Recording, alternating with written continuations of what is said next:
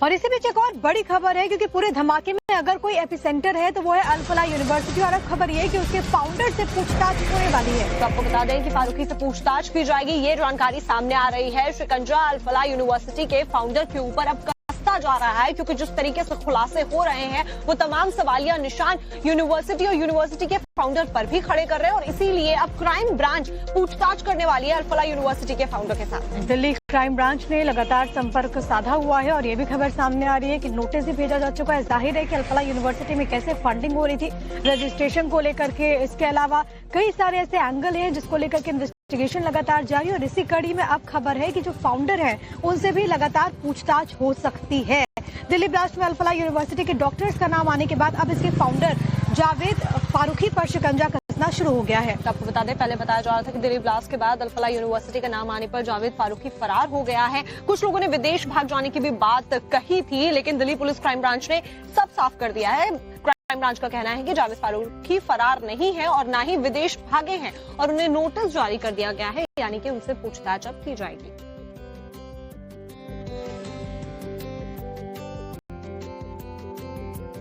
तो देखिए, दिल्ली में हुए ब्लास्ट में अब जितने खुलासे हो रहे हैं उससे गुत्थी को सुलझाने की कोशिशें जारी हैं, और इस बीच इन कड़ियों को जोड़ा जा रहा है, एक दूसरे से जुड़ती नजर आ रही है।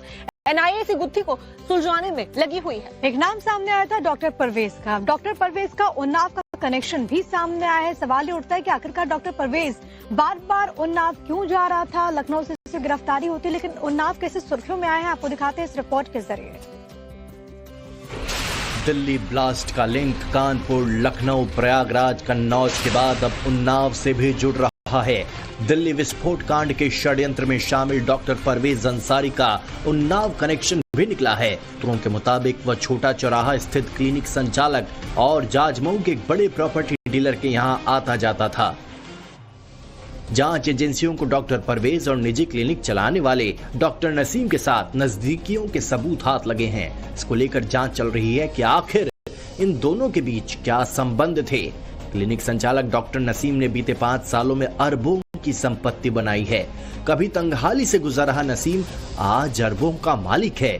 बीते 2 सालों में उन्नाव पुलिस ने अवैध रूप से इकट्ठा की गई 120 करोड़ की इसकी संपत्ति जब्त की थी। इसके साथ ही ऐसा दावा किया गया कि प्रॉपर्टी डीलर के यहाँ डॉक्टर परवेज मरीज और डॉक्टर के रिश्ते से आता था। वो हमेशा लग्जरी कारों से आता था। उसके यहाँ आने का मकसद क्या था, इसका पता लगाने के लिए जांच एजेंसियों ने टोह लेनी शुरू कर दी है।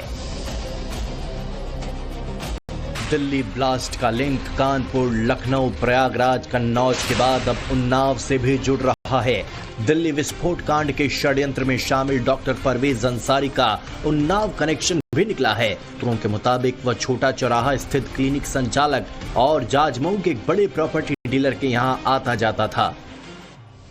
जांच एजेंसियों को डॉक्टर परवेज और निजी क्लिनिक चलाने वाले डॉक्टर नसीम के साथ नजदीकियों के सबूत हाथ लगे हैं। इसको लेकर जांच चल रही है कि आखिर इन दोनों के बीच क्या संबंध थे।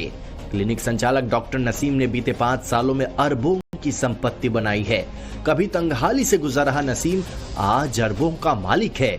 बीते 2 सालों में उन्नाव पुलिस ने अवैध रूप से इकट्ठा की गई 120 करोड़ की इसकी संपत्ति जब्त की थी।